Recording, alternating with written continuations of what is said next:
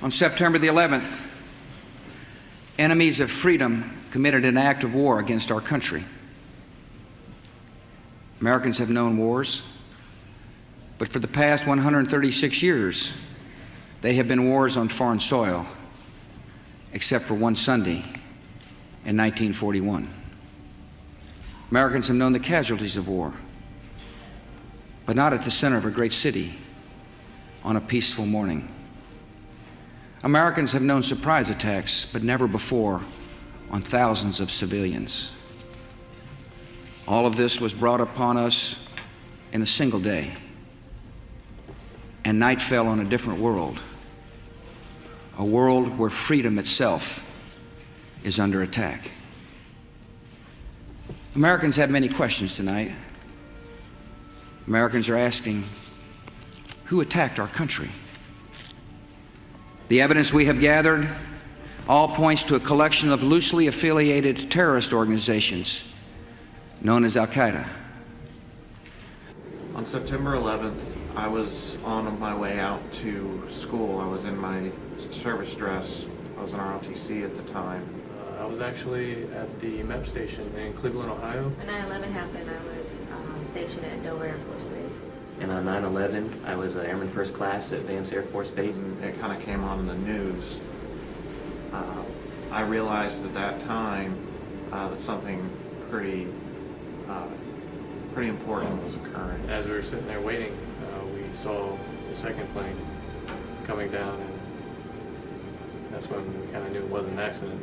Out of Logan Airport, which was in Boston, where my mother works. She works for American Airlines.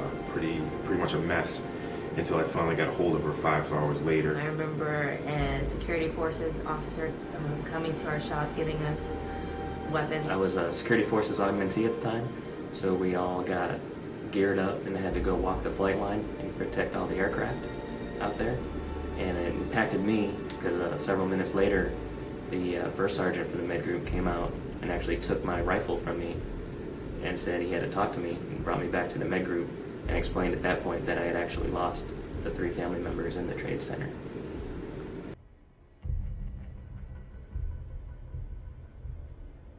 After seeing that, it kind of, the pride kicked in, and just, I had a different reason for going after that.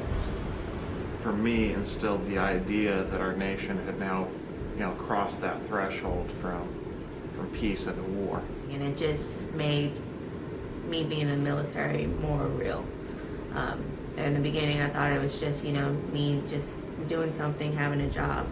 But then it brought it back home to why I joined the military. After that, I became a flying crew chief and I started flying missions downrange. And I made it a little bit more personal, but I was here to defend my country and to do everything I could. So it reaffirmed my willingness to stay in the fight and stay in the Air Force and do everything I can to take down the Taliban.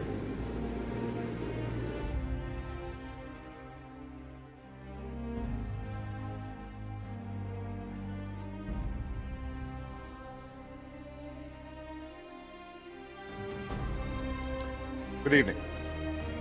Tonight, I can report to the American people and to the world that the United States has conducted an operation that killed Osama bin Laden, the leader of Al-Qaeda, and a terrorist who's responsible for the murder of thousands of innocent men, women, and children. The American people did not choose this fight. It came to our shores and started with the senseless slaughter of our citizens. After nearly 10 years of service, struggle, and sacrifice, we know well the costs of war. These efforts weigh on me every time I, as Commander-in-Chief, have to sign a letter to a family that has lost a loved one, or look into the eyes of a service member who's been gravely wounded. So Americans understand the costs of war. Yet, as a country, we will never tolerate our security being threatened, nor stand idly by when our people have been killed. We will be relentless in defense of our citizens and our friends and allies. We will be true to the values that make us who we are.